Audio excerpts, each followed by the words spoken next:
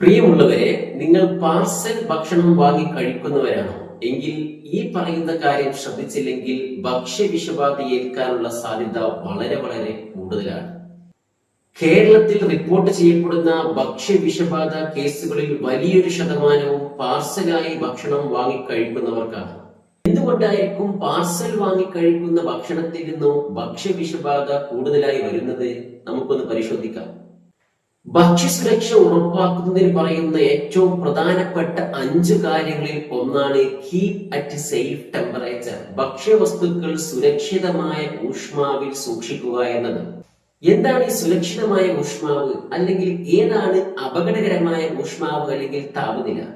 5°C 60°C ഇടയിലുള്ള താപനിലയെ food safety ആസ്പെക്റ്റിൽ പറയുകയാണെങ്കിൽ ഡേഞ്ചർ സോൺ എന്നാണ് പറയുക.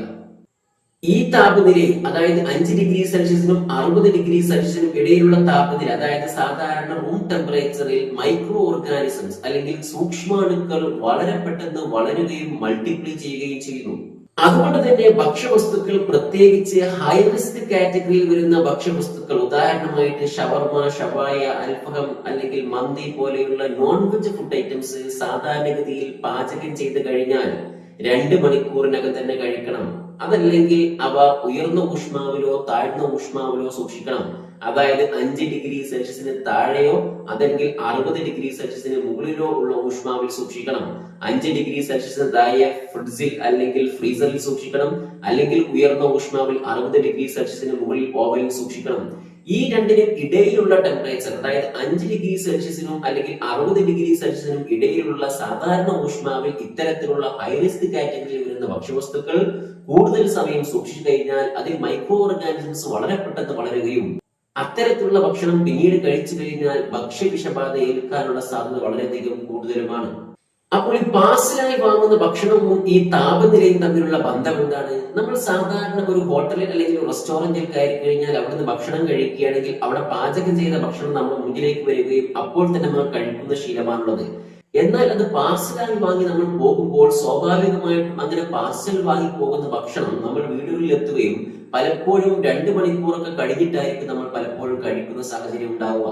അങ്ങനെ വന്നു കഴിഞ്ഞാൽ ഈ പാർസൽ വാങ്ങി പോകുന്ന ഭക്ഷണം, പ്രത്യേകിച്ച് ഷവർമ പോലെയുള്ള ഭക്ഷ്യവസ്തുക്കൾ, ഷവർമയിലൊക്കെ ആണെങ്കിൽ ചിക്കനും അതുപോലെ മയണൈസും ഒക്കെ ഉൾപ്പെടുത്തി ഉണ്ടാക്കുന്ന ഒരു ഭക്ഷ്യവസ്തു ആയതുകൊണ്ട് വളരെ വളരെ ഹൈ റിസ്ക് കാറ്റഗറിയിൽ വരുന്ന ഒരു ഭക്ഷ്യവസ്തുവാണ്. അത്തരത്തിലുള്ള ഭക്ഷ്യവസ്തുക്കൾ നാം പാർസൽ വാങ്ങുകയും അത് വീടുകളിലേക്ക് കൊണ്ടുപോവുകയും അവിടെ വീടുകളിൽ നിന്ന് വളരെ പെട്ടെന്ന് കഴിച്ചിട്ടില്ലെങ്കിൽ അല്ലെങ്കിൽ 2 മണിക്കൂർ സമയം കഴിഞ്ഞിട്ടാണ് കഴിക്കുന്നതെങ്കിൽ സ്വാഭാവികമായിട്ടും അതിനകത്ത് മൈക്രോ ഓർഗാനിസംസ് മൾട്ടിപ്ലൈ ചെയ്തിട്ടുണ്ടാവും. അത്തരത്തിലുള്ള ഭക്ഷണം കഴിക്കുമ്പോൾ അത് ഭക്ഷ്യവിഷബാധയ്ക്ക് കാരണമാകും.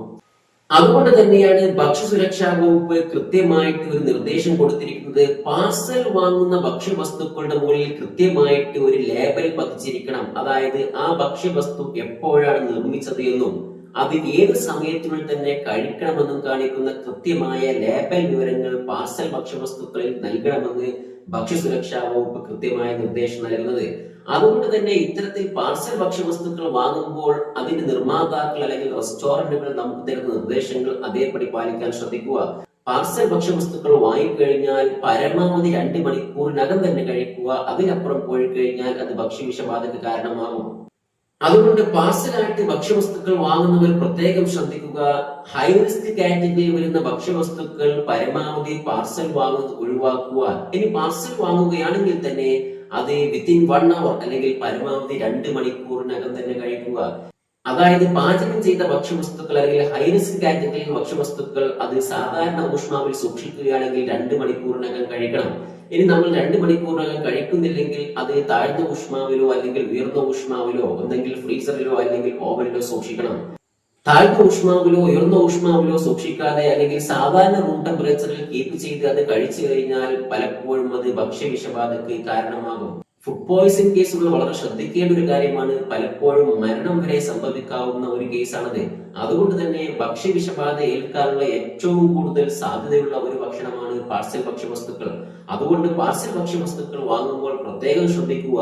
ഹൈ റിസ്ക് കാറ്റഗറിയിൽ വരുന്ന ഭക്ഷ്യവസ്തുക്കൾ നിവൃത്തിയില്ലെങ്കിൽ മാത്രം പാർസലായി വാങ്ങാൻ ശ്രദ്ധിക്കുക.